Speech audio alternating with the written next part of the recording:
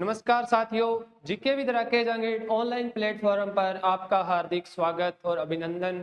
आज अपने बात करेंगे पशु परिचर जो भर्ती 2023 के बारे में।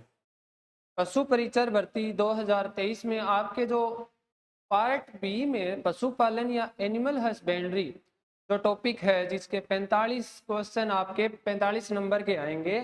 45 क्वेश्चन 45 नंबर के अपने इन 45 क्वेश्चन की टॉपिक वाइज एक सीरीज है वो स्टार्ट कर रहे हैं, जिसकी आज अपने आपको पहली क्लास दे रहे हैं, जिसमें आपको पशुपालन की बेसिक जानकारी, जिसमें पशुपालन की उत्पत्ति कहाँ से हुई, पशु पालने का मानव का प्रमुख क्या उद्देश्य था, या जिसमें अपने पशु मंत्री या फिर पशुपालन की सामान्य कुछ शब्दावलियाँ, कुछ शब्द हैं जो अपने पशुपालन में यूज करते हैं, उनका अपने इस क्लास में अध्ययन करेंगे। तो अपने सबसे पहले बात करते हैं कि पशुपालन की उत्पत्ति कब हुई। सर्वप्रथम मनुष्य पशुपालन की जो उत्पत्ति है वो 6000 ईसा पूर्व मानी जाती है। पशुपालन की जो उत्पत्ति है वो 6000 ईसा पूर्व मानी जाती है। और मानव का जो प्रमुख क्या उद्देश्य था ना भोजन पशु पालने का, वो था भोजन प्राप्ति या मांस उत्पादन। मनुष्य ने सर्वप्रथम अपनी भूख मिटाने के लिए जानवरों का शिकार किया और तभी से अपने पशुपालन की उत्पत्ति या शुरुआत है वो मानी जाती है। उसके बाद में अपने बात करते हैं कि पशुपालन में किसका अध्ययन किया जाता है, या एनिमल हस्बेंड्री। अपने इंग्लिश में पशुपालन को एनिमल हस्बेंड्री कहते हैं, जो एक अंग्रेजी भाषा का शब्द है, जिसमें क्या है कि पशुओं के प्रबंधन या मैनेजमेंट की एक ऐसी विज्ञान या साइंस जिसमें पशुओं का आवास, आहार और प्रजनन और स्वास्थ्य की देखभाल करके अपने अधिक से अधिक लाभ प्राप्त करना या मुनाफा प्राप्त करना, कि पशुओं का अपने सही से मैनेजमेंट करें और उनको सही से आवास उपलब्ध करवाएं, उनके आहार का ध्यान रखें, उनकी प्रजनन संबंधी जानकारी रखें, उनकी स्वास्थ्य की देखभाल करके अपने अधिक लाभ प्राप्त करना, इसे अपने पशुपालन कहते हैं। कुछ जनरल फैक्ट होते हैं जो कभी कभार एक आधा क्वेश्चन आ जाता है, उसमें अपने बात करते हैं कि केंद्रीय कृषि किसान कल्याण मंत्री, केंद्रीय कृषि किसान कल्याण मंत्री नरेंद्र सिंह जी तोमर, भारत के जो कृषि मंत्री या किसान कल्याण मंत्री हैं वो नरेंद्र सिंह जी तोमर हैं। उसके बाद में अपने सेंटर में जो पशुपालन के मंत्री हैं, डेयरी विभाग है जिनके पास मत्स्य पालन विभाग है, वो मंत्री हैं वो है पुरुषोत्तम जी रूपाला। अब आपको इन दोनों में बिल्कुल भी कंफ्यूज नहीं होना है।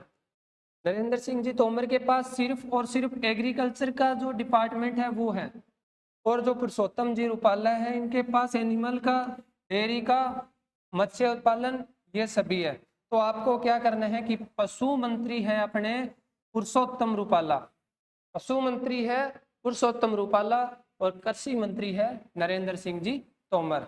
इसके बाद अपने आगे बात करते हैं एनडीडीबी और एनडीआरआई। ये है एनडीडीबी और ये एनडीआरआई। तो बात करते हैं अपने एनडीडीबी की फुल फॉर्म की। तो national dairy development board, national dairy development board है, ये कहाँ पे है? ये है आनंद गुजरात में, और जो इसकी स्थापना है वो 1965 में हुई थी।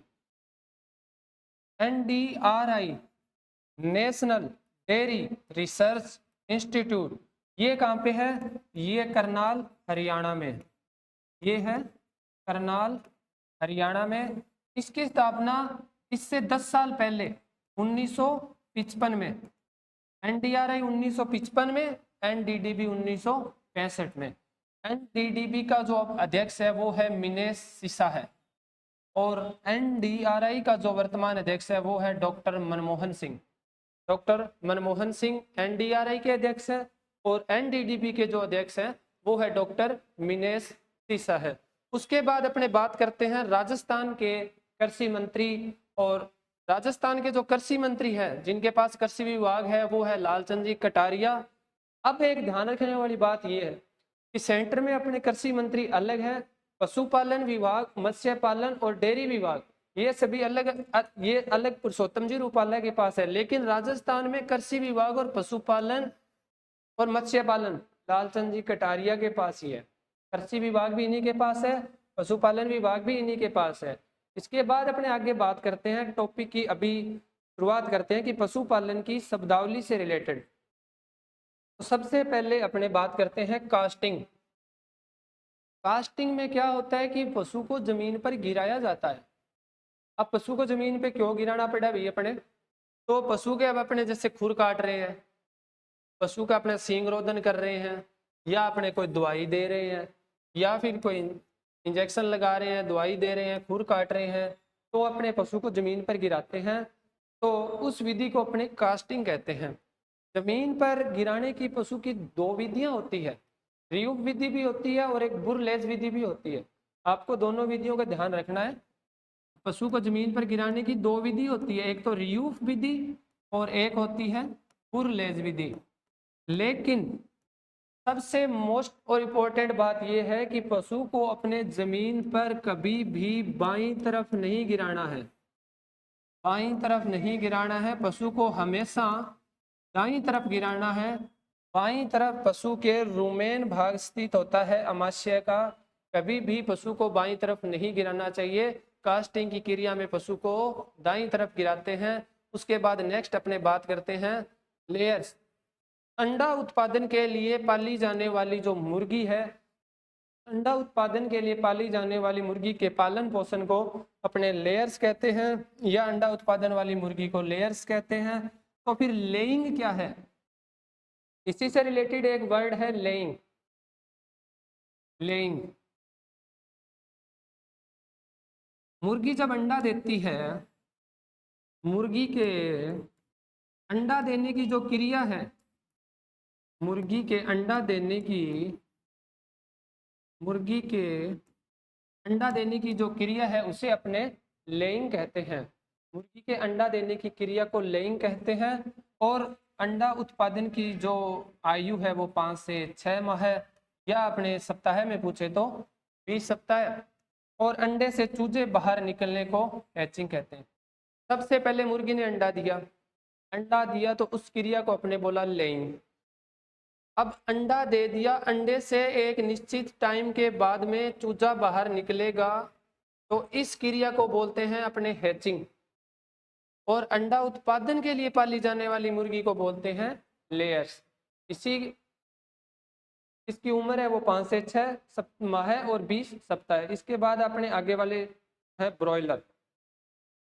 जो मांस उत्पादन के लिए जिस अपने मुर्गी को पालते हैं उस मुर्गी को ब्रॉयलर कहते हैं। अपना अगर प्रमुख उद्देश्य है मांस उत्पादन करना, तो मांस उत्पादन के लिए पाली जाने वाली मुर्गी को ब्रॉयलर कहते हैं। और इनकी उम्र है वो 6 से 8 सप्ताह या 2 माह होती है। इनकी उम्र 6 से 8 सप्ताह या 2 माह होती है। और इस समय इनका भार होता है वो 1.5 kg होता है। इस समय इनका भार कितना होता है, 1.5 kg। और अगर सबसे गुणवत्ता युक्त अगर अपने मांस प्राप्त करना है तो वो सबसे गुणवत्ता युक्त ब्रॉयलर का होता है। ये देख लीजिए, ये ब्रॉयलर मांस उत्पादन के लिए पाली जाने वाली जो मुर्गियां हैं उन्हें ब्रॉयलर कहते हैं। और जिन मुर्गियों से अपने अंडा उत्पादन का प्रमुख उद्देश्य है उन्हें अपने लेयर्स कहते हैं। और अंडा देने की क्रिया को लेइंग कहते हैं। उसके बाद अपने बात करते हैं रोस्टर्स। 9 से 12 सप्ताह की मुर्गी को पालना, रोस्टर्स। उसके बाद में मुर्गियों से रिलेटेड अपने लास्ट एक चीज पढ़ते हैं ग्रोवर मैनेजमेंट। ग्रोवर मैनेजमेंट में क्या है कि जब मुर्गी का चूजा 8 सप्ताह का हो जाए, 8 सप्ताह से लेकर उसकी उत्पादन आयु तक, जब तक वो उत्पादन देता है तब तक उसका पालन और पोषण करना, तब तक उसका उत्पादन आयु तक 8 सप्ताह से पालन और पोषण को ग्रोवर मैनेजमेंट कहते हैं। जैसे ये पोल्ट्री हाउस है, इसमें जो 8 सप्ताह के बाद 8 सप्ताह के बाद उत्पादन आयु तक जो पालन पोषण किया जाता है उसे अपने ग्रोवर मैनेजमेंट कहते हैं। उसके बाद अपने बात करते हैं बुल्लक और टीजर बुल। बुल्लक और टीजर बुल। बुल्लक में क्या होता है कि बदियाकृत जो नर पशु है, गाय का या भैंस का जो बदियाकृत जो नर पशु है उसे अपने नर सांड बोलो चाहे, उसे अपने क्या कहते हैं कि बुल्लक कहते हैं। बदियाकृत जो नर पशु है उसे टीजर बुल में क्या है कि नसबंदी किया हुआ जो नर पशु है, नसबंदी किया हुआ जो नर सांड है, नसबंदी किया हुआ नर सांड, तो इन दोनों में फिर क्या फर्क है, इन दोनों के क्या प्रयोग है, क्यों अपने बदियाकरण किया, क्यों अपने नसबंदी की, तो इस पे आप थोड़ा सा आपको मैं बता देता हूँ कि बदियाकरण में क्या होता है कि पशु के जननांगों को हटा दिया जाता है, फिर वो पशु निषेचन करने के योग्य या संभोग करने के योग्य नहीं रहता, फिर है वो इसका उपयोग अपने कृषि कार्य में या भार बोझा ढोने में करते हैं। कृषि कार्य में इसका प्रयोग है वो अपने कृषि कार्य में या भार बोझा में कर सकते हैं। लेकिन सबसे इंपॉर्टेंट पॉइंट ये टीजर बुल, इसका प्रयोग क्या क्यों किसमें करते हैं और नसबंदी और बदियाकरण दोनों में फर्क क्या है। तो नसबंदीकरण में क्या होता है कि इसमें नर सांड की शुक्र वाहिनी काट दी जाती है, इसमें नर सांड की क्या है शुक्र वाहिनी काट देती है, जिससे उसमें उसके वीर्य में शुक्राणुओं का निर्माण नहीं होता। वह संभोग की क्रिया तो कर सकता है लेकिन वह बच्चा पैदा नहीं कर सकता। और बदियाकृत का इसका प्रयोग अपने करते हैं कृषि कार्यों में, भार बोझा ढोने में। टीजर बुल का प्रयोग कहाँ पे करते हैं, जैसे अब अपना फार्म है उसमें 150 गाय हैं, जिनमें से अब अपने दूर से देखने में नहीं पता चलता कि कौन सी गाय में मध्यकाल या मध्यकाल की शुरुआत हो गई है और कौन सी गाय को अभी अपने गर्भित करवाना है, तो इस टीजर बुल को छोड़ दिया जाता है। यह मध्यकाल की गाय का पता लगाता है, मध्यकाल की गाय का पता लगाने के लिए, जो गाय मध्यकाल में है उसका पता लगाने के लिए। अब इससे अपनी गाय है वो गर्भित तो नहीं करवा सकते इससे, क्योंकि इसमें तो वीर्य में इसके शुक्राणुओं का निर्माण अपने को करवाना है, बढ़िया अच्छी नस्ल के सांड से गर्भित करवाना है। तो लेकिन अपने इससे ये पता चल जाता है कि अपनी ये गाय है ये अभी गर्भित करवाने के लिए तैयार है। उसके बाद में अपने बात करते हैं केपोनाइजेशन, ये तो बात होगी गाय और भैंस की।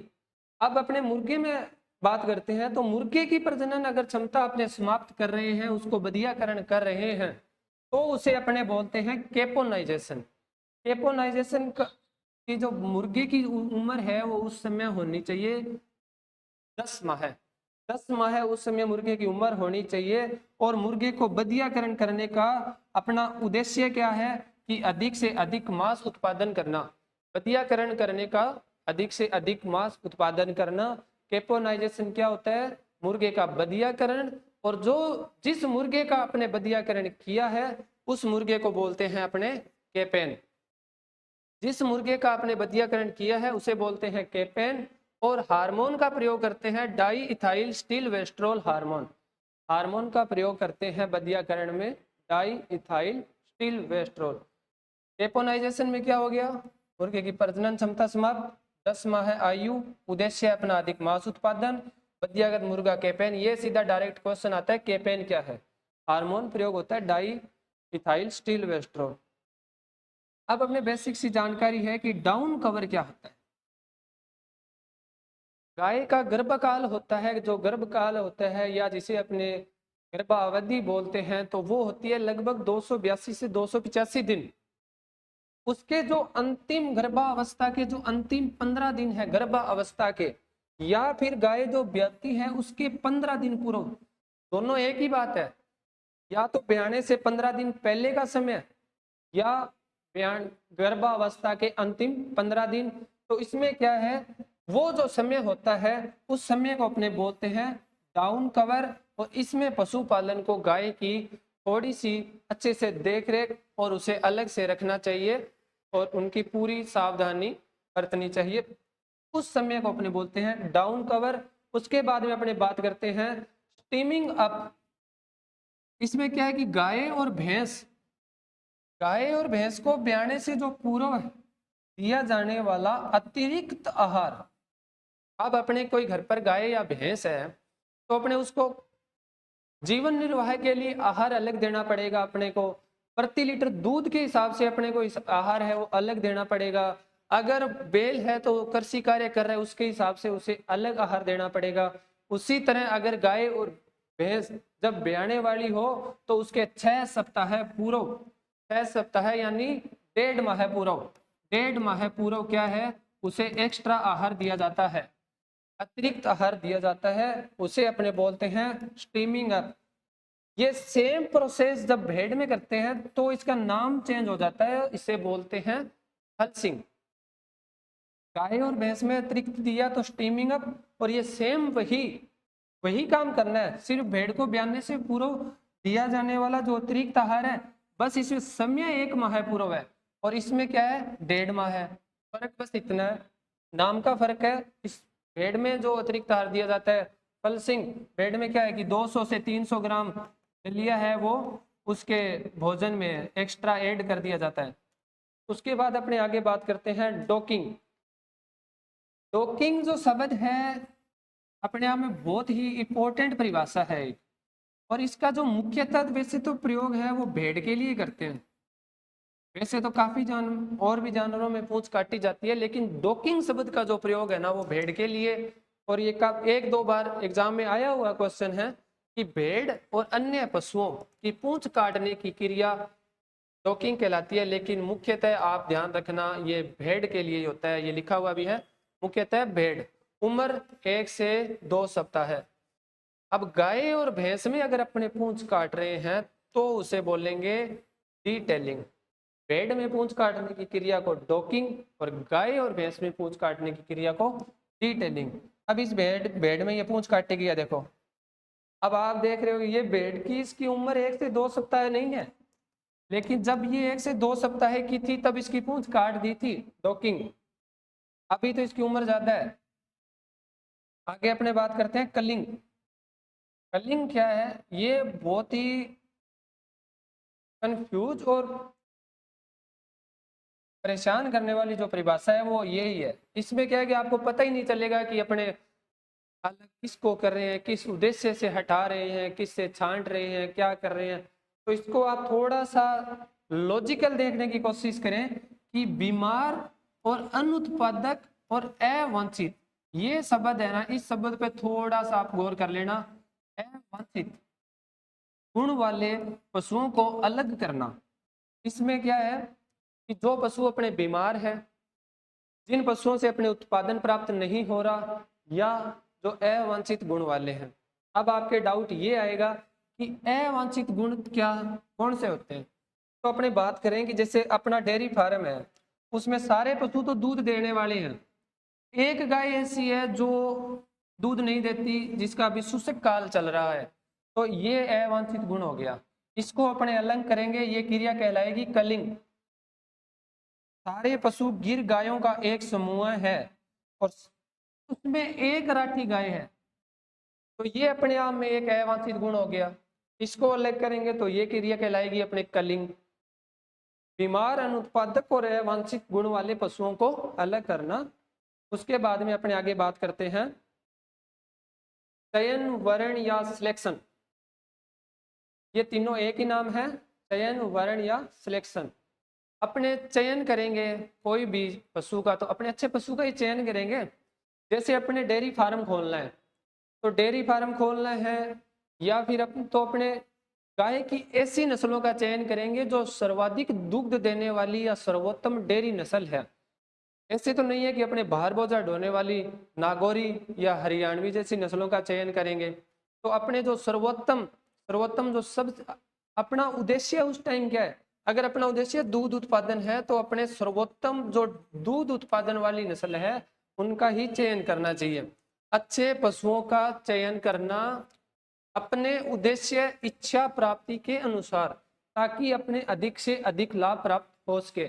अगर अपने 10 गाय ले रहे हैं, उनमें से अपने चार है वो भार बोझा ढोने में ज्यादा काम में आती है, लेकिन उनका दूध उत्पादन कम है, और अपना प्रमुख उद्देश्य था डेयरी फार्म खोलना, तो अपने उन सभी पशुओं को अपने क्या है कि जो सर्वोत्तम दुग्ध उत्पादन वाले हो उनका ही चयन करेंगे।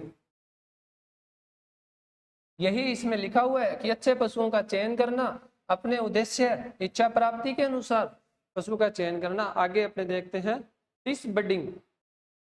डिस बडिंग क्या है कि छोटे पशुओं में जैसे गाय का नवजात बछड़ा या भैंस का जो छोटा पाड्डा बोलते हैं जिसे अपने, उसको उसमें सींग हटाना उम्र 7 से 15 दिन। 7 से 15 दिन की आयु, 7 दिन के बाद में 15 दिन तक अपने गाय या भैंस के नवजात के अपने हैं वो सींग हटा सकते हैं। और इस क्रिया को अपने बोलते हैं टिश बडिंग।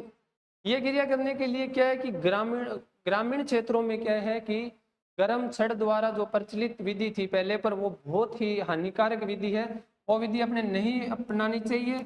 उससे क्या है कि कीड़े पड़ने का डर रहता है, उससे कीड़े पड़ने का डर रहता है। उसके बाद इसकी जो सर्वोत्तम विधि है वो है कास्टिंग छड़, जो NaOH और KOH की होती है, जो NaOH और KOH की होती है। सर्वोत्तम विधि है इसकी कास्टिंग छड़। या फिर एक मेथड और है इलेक्ट्रॉनिक डी हॉर्नर विधि। इसमें क्या है कि ये एक डी हॉर्नर होता है इलेक्ट्रॉनिक, जो 1000 डिग्री फारेनहाइट पर 10 सेकंड तक अपने उसकी सींग कलिका डिश बडिंग, डिश बडिंग, बडिंग का मतलब होता है कलिका और डिश का मतलब है हटाना, कलिका को हटाना। उसकी सींग कलिका जो नवीन सींग कलिका है उस पर 10 सेकंड तक ये डी हॉर्नर रखते हैं। जैसे ये इसमें सींग रोधन हो रहा है, देखो। आगे अपने बात करते हैं डी हॉर्निंग। डिश बडिंग में भी सींग काटा जाता है, डिश हॉर्निंग में भी सींग काटे जा रहे हैं, लेकिन इसमें पशु हैं वो बड़े हैं। बड़े पशुओं में सींग काटने की जैसे विधि है वो सबसे फेमस तो आरी विधि है।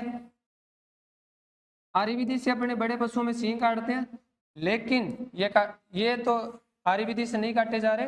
पर अपने एक चीज आरी विधि में सबसे जो इम्पोर्टेंट है वो ध्यान रखनी है कि अपने पशु का जो सींग है वो 1 से 2 सेंटीमीटर छोड़कर काटना चाहिए।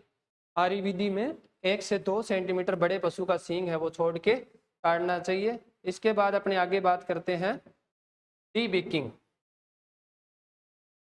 डीबिकिंग मुर्गियों में क्या है कि चोंच काटने की जो क्रिया है उसको अपने डीबिकिंग कहते हैं। अब चोंच काटने की जरूरत क्या पड़ी मुर्गी में कि अपने चोंच काट रहे हैं, तो मुर्गियों में क्या है कि एक रोग होता है केनाबोलिज्म। केनाबोलिज्म रोग में NaCl की कमी के कारण होता है यह रोग। तो इसमें मुर्गियां एक दूसरे को क्या है कि चोंच मार के घायल कर देती है। इनमें यह प्रवृत्ति पाई जाती है कि एक दूसरे को चोंच मार के घायल कर देती है, इसीलिए इनकी समय समय पर इनकी है वो चोंच काटी जाती है। मुर्गियों में चोंच काटने की जो क्रिया है वो डीबिकिंग, और जो यंत्र काम में लेते हैं वो यंत्र है डीबिकर। डीबिकर यंत्र काम में लेते हैं। डीबिकिंग क्रिया का नाम है। उम्र है मुर्गी की उस समय 1 माह है। और ये सबसे इंपॉर्टेंट, निचली चोंच कितनी काटी जाती है, ऊपरी चोंच कितनी काटी जाती है। नीचे वाली चोंच है वो 1/8 भाग और ऊपर वाली चोंच है वो 1/4 भाग काटी जाती है। ये देखो इसमें मुर्गी की चोंच है वो मशीन में काट रहे हैं। तो डीबिकिंग मुर्गियों में चोंच काटने की क्रिया, डीबिकर यंत्र, उम्र 1 माह है, निचली चोंच 1/8, ऊपरी चोंच 1/4 भाग। इसी के साथ आज अपने ये पहली क्लास है वो यहीं पे समाप्त करते हैं। आशा और उम्मीद करते हैं कि आपको ये क्लास बहुत अच्छी लगी होगी, और अपने नेक्स्ट इसका पार्ट 2 कल आपको करवा देंगे। थैंक यू, धन्यवाद।